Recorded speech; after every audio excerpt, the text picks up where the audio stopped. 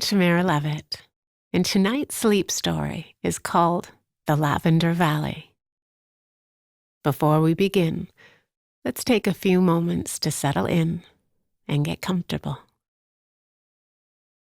Nestle yourself under the covers and get cozy. Whenever you're ready, close your eyes. As your body contours into the mattress, allow the weight of your back, hips, and legs to rest gently.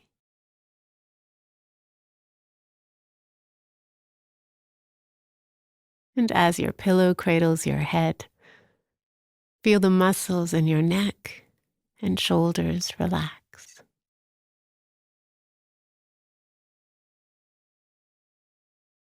Allow any tightness to loosen.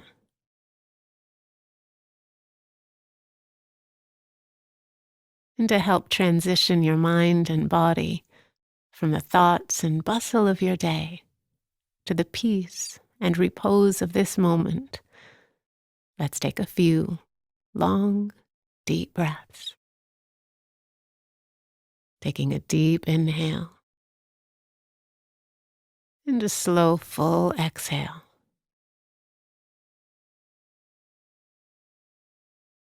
Letting everything sigh out of your body.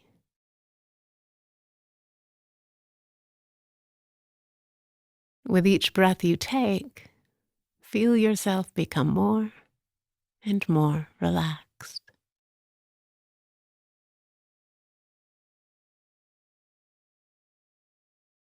And now, our tale begins. Sophia stepped onto the balcony and into the cool air of the early morning. She stretched her arms into the darkness, yawning an unself-conscious yawn. She tucked her hands into the pockets of her robe as a single shiver shuddered down her spine.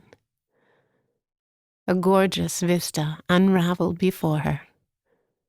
Just below, a coating of fresh dew covered the elaborate garden that decorated the grounds of the little hotel. The black sky was showing its first sign of daybreak. A hint of blue appeared behind a crowded cluster of mountains in the distance. Sophia spotted the moon shining right above her head, like a jewel beset on darkness.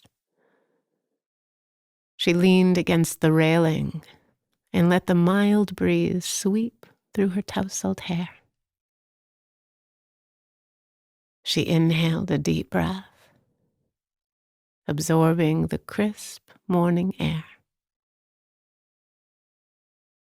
The hotel's owners, a lovely retired couple, ambled arm in arm across the garden, each with a cup of steaming tea in their free hand. She smiled and waved at the lovely couple, and the lovely couple smiled and waved back. On a table in the corner of the balcony, a chrome pen rested upon a blank pad of paper. Sophia felt a pang of discouragement at the emptiness of the pages. She had traveled across an ocean to this picturesque village by the mountains in search of inspiration. And now, on her last day, it had yet to show up. Staring at that pen and pad, the vacant whiteness of the pages seemed to shine back at Sophia like a spotlight. All of a sudden, a twinkling spark of light caught her attention way up in the sky.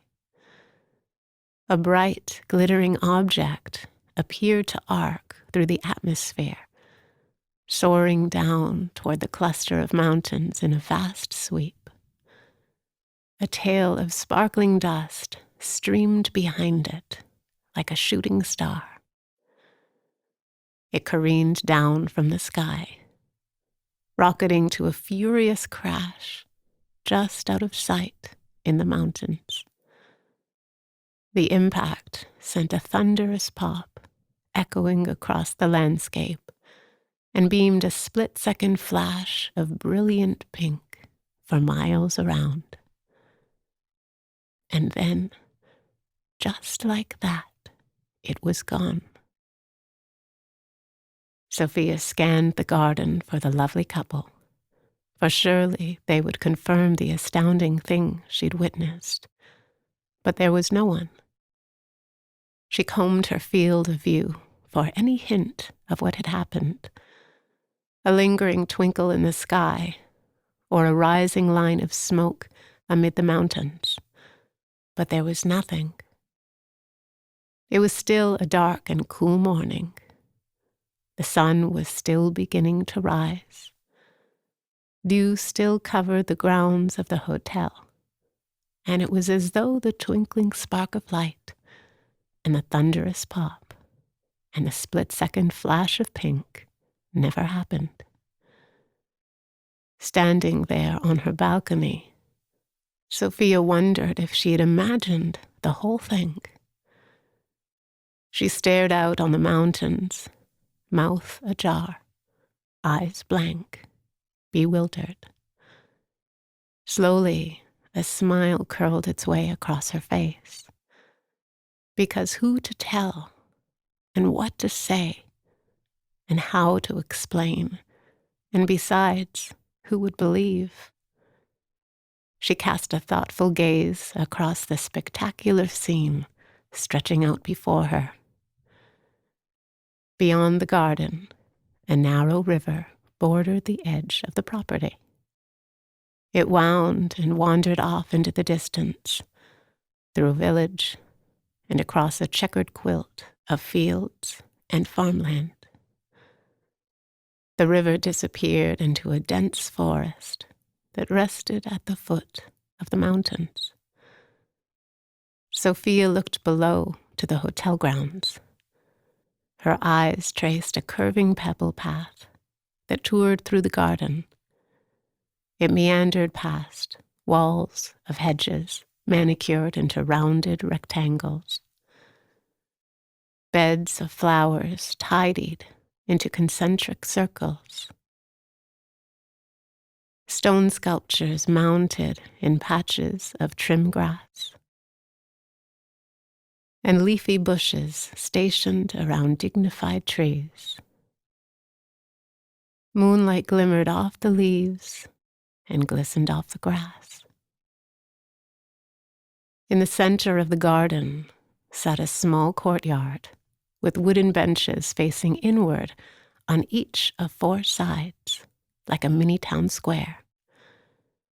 On its floor lay a surface of thousands of tiny stones of all shapes and colors, arranged into a meticulous, breathtaking mosaic. It was an image of an angelic young woman with an opulent gown and flowing hair. She held an intense expression that managed to be fierce, yet peaceful. Every time Sophia stood on the balcony and took in the view, her gaze would travel the landscape, the mountains, and the garden. But she would always stop and admire the angelic young woman drawn in an abundance of tiny stones on the floor of the courtyard. There was something magical about it. The image seemed lifelike, as though at any moment the young woman might blink or smile or speak. Sophia looked over to that pen and pad in the corner, and they almost seemed to be looking back.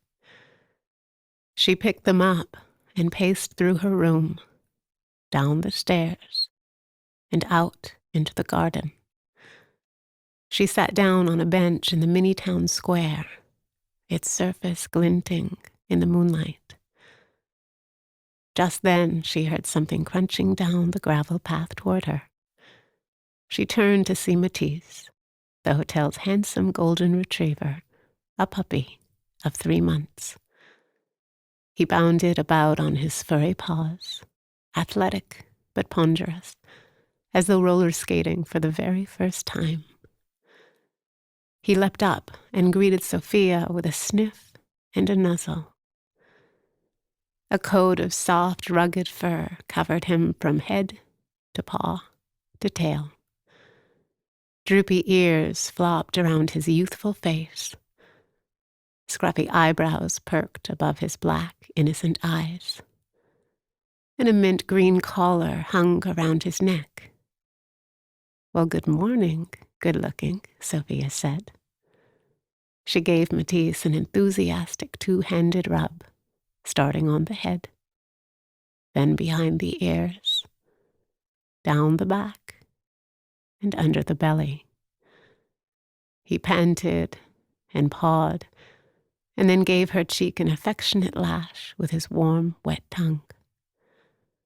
Matisse was the hotel's canine in residence, and he hadn't left Sophia's side since she first set foot on the property. The lovely couple found his attachment adorable, encouraging the pup's role as Sophia's official host. Matisse hunched down beside her and busied himself with a tennis ball in need of a good chew. Sophia brushed her hair behind her ears, angled the pad of paper on her lap just right, and hovered the pen above the page, processing, pondering, searching. Surely the twinkling spark of light and the thunderous pop and the split-second flash of pink would inspire something, but nothing came. After an hour of scrawling a single word and scratching it out, only to scrawl and scratch out another, she lifted her head from the nearly blank page. The sunrise was now in full effect, drenching the morning with a flood of sunlight. A breeze picked up coming in from the mountains, and with it, an alluring fragrance wafted over the garden. It was a soft, milky, floral scent. Sophia inhaled deeply, taking in the aroma, holding it, studying it, but she couldn't place the smell. She inhaled again, deeper this time, but again couldn't place it. She found herself delighting in the mysterious aroma.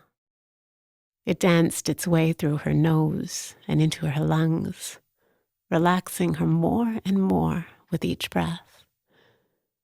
A soothing sensation crashed over her and rippled through her body. She soaked in the scent for a few moments, her breath slowing, mind clearing, body relaxing. It was glorious. She sat silent and still, gazing out on the mountains. She thought back to that mystifying sight before sunrise, the spark of light that had crashed down from the sky. Slowly, a resolve bubbled up and settled in. She would venture out to the mountains and see what she could find. Sophia returned to her room, packed a bag, and suited up. Departing the hotel, she walked through the garden, Matisse trotting by her side. She noticed her pen and pad on the bench where she'd left them. She deliberated for a moment, but then picked them up and tucked them in her bag. Sophia and Matisse set off along a path that lined the bank of the narrow river, heading toward the mountains far off in the distance. They followed the river through the heart of the village, where rooftops and turrets peeked up from jumbles of old buildings. They followed it under an aging stone bridge, which vaulted above like a grand archway. They followed it through the checkered quilt of fields and farmland, where horses galloped in pastures and lounged in stables. Before Sophia knew it, they had reached the forest that rested at the foot of the mountains. Up ahead, the fields concluded, and the river entered a fortress of cedar and pine trees. She looked up at the mountains, now so huge and imposing that they occupied her entire field of view. A camouflage of grays and greens covered the soaring peaks as portions of serrated rock mingled with patches of thick timber. A warm headwind gusted up and whistled across Sophia's face. She noticed the floral scent from earlier, as glorious as before, but more potent. She took a deep breath, savoring the warm breeze and drinking in this sublime fragrance. They ventured into the forest, following the river as it carved into the cluster of mountains. A labyrinth of trees towered on either side of the river. The forest floor bristled with brush. They trekked deeper and deeper into the forest until eventually they saw a bright light up ahead. The forest appeared to give way to a field that sprawled out ahead and baked in sunlight. Matisse trotted onward to the edge of the trees, where he stopped. Sophia reached the edge of the forest, stepped out beyond the trees, and stood motionless for a few moments, in near disbelief at the sight that spanned out before her. It was a valley of purple. A vast, voluptuous valley, sinking and stretching between the cluster of mountains, and it was covered in a blanket of lavender. Wild, flourishing purple lavender. It covered every inch of rolling hills and grew right up to the edge of a tiny lake in the middle of the valley. It climbed halfway up the sides of the mountains, as if daring to reach their peaks. It waved and weaved as the wind swept along its surface, as if a body of water with its own tide and currents. It filled the air with that glorious, soothing scent, that floral, sweet aroma that tingled through Sophia's nose and into her lungs. It radiated throughout her body, washing away any trace of tension, stress, or strain. Sophia became aware of her breath as it slowed and deepened. She felt supremely grounded in the moment. The river appeared to flow through the fields of lavender, eventually draining into the tiny lake in the middle of the valley. A small white structure perched at the edge of the lake, as though watching over the mouth of the river. Sophia glided down the path, looking from side to side, marveling at the endless purple. She reached out and dipped her arm into the passing ocean of lavender. Her arm skimmed along the top of the plants, tickling her forearm and palm. She held a flower in her hands and examined it gently. It rose up sturdily on a narrow, bright green stalk. At the top, a magnificent headpiece blossomed, a narrow bunching of delicate purple petals. A fine layer of silky fuzz covered the entire plant. She allowed the soft petals to caress her hand. Up ahead, the path came to an end, turning inward toward the river, where a small wooden raft was tied to a rickety dock. A sign read, "Raft of the Commons, use freely." A paddle lay across the raft, which rocked in the water. Sophia climbed down onto the raft, and Matisse jumped aboard beside her.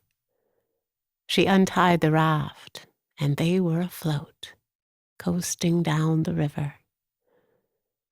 They toured along with the current, weaving down the river through the lavender meadows. Sophia stood at the back of the raft, paddling and steering, and Matisse stood at center front. Sophia found herself exquisitely tuned in to the cosmos of stimuli happening all around her. Sensation, sound, spectacle, and smell. She noticed the sounds of the river, the gush and flow and trickle of the water as it eddied around rocks and streamed against muddy banks. She felt the gentle rise and fall of the raft as it heaved and dipped in the wavering water. She heard the breeze brushing through the floral fields. She saw billowy clouds sailing across the sky and sunlight glinting off the water. She felt the sun's rays warming her forehead and the wind blowing through her hair. And she smelled the marvelous, soothing lavender fragrance that permeated the valley. The river reached its entrance to the lake, where another rickety dock extended from the riverbank. Sophia dipped the paddle into the water to steady the raft, guiding it to a soft bump against the dock. She tied it up and stepped ashore. Sophia looked over to see that the white structure beside the lake was a charming gazebo. Beside it, a sign read, "Gazebo of the Commons, please enjoy." Inside, a humble desk faced the tiny lake. In the middle, dozens of pillows and cushions filled a spacious bed that sank into the floor. A pile of blankets lay stacked beside it. She sat down at the desk and pulled out her pen and pad. She looked out at the majestic view, the lake, the rolling valley, the ocean of lavender, the soaring mountains, the peaceful sky. She took a few deep breaths, allowing the lavender scent to fill her lungs and cascade through her body. She felt calm and at ease, her mind quiet, body relaxed, attention centered. Sophia looked down at the blank page, cocked her pen, and began. And out of her mind and onto the page poured a torrent of creativity. Her scrawling hand could hardly keep up with her overflowing imagination. She wrote line after line, words falling into perfect place, elegant passages springing forth in full form. She had tapped into a hidden reservoir of creativity, where an endless plenitude of ideas, perspectives, phrases, words, and metaphors awaited the mere motion of her pen. She sat in exquisite focus, in a state of flow unlike anything she had experienced. And when her hand marked the last word on the last line, on the back of the last page, she placed the pen atop the pad and exhaled a satisfying exhale. It felt as though she might have just written something that would change the world. The sun had tucked behind the mountains and was evidently setting out of view. A tint of dark pink covered the sky. As the sunset ran its course, Sophia and Matisse sat together on the steps of the gazebo and gazed out across the valley, around the mountains, and up to the sky.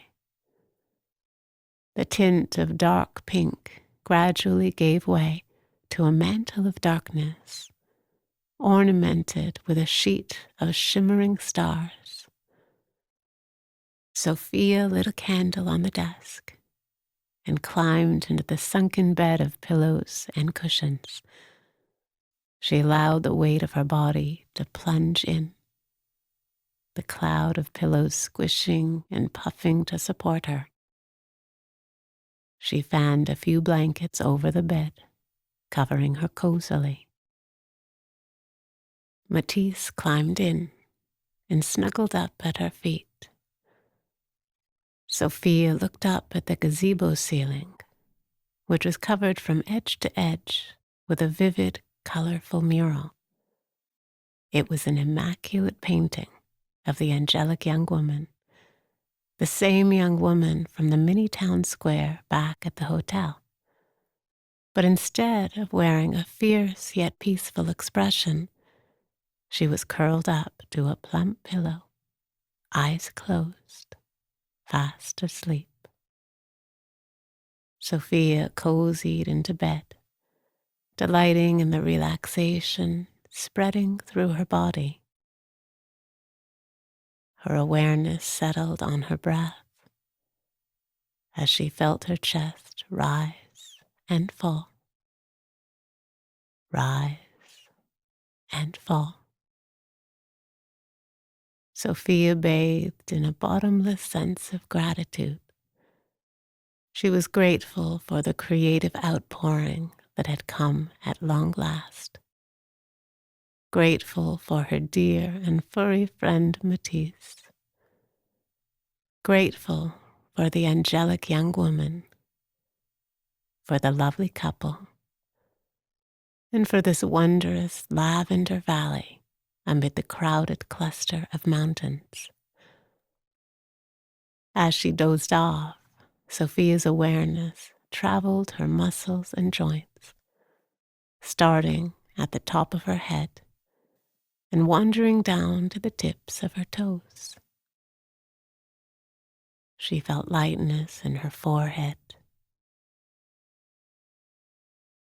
temples,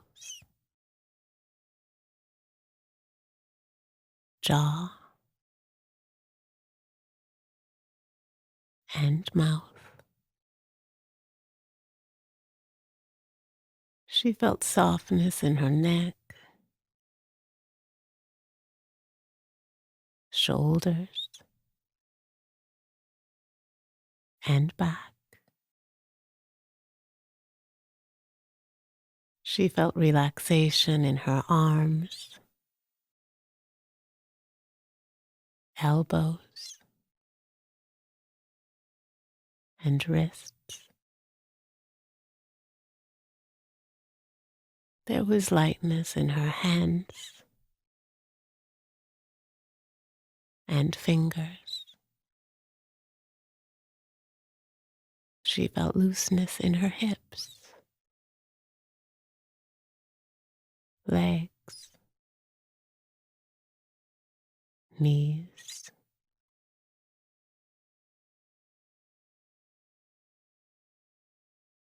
all the way down to her feet and her toes. As she sank into the bed, her body felt weighted, and she fully relaxed as the soft blankets wrapped around her. Breathing in, a sense of comfort flowed through her. Breathing out, her mind felt quiet and still. As her breath slowed, she felt calm and peaceful, safe and serene. And within a few breaths, Sophia slipped off to a deep, sound, peaceful sleep.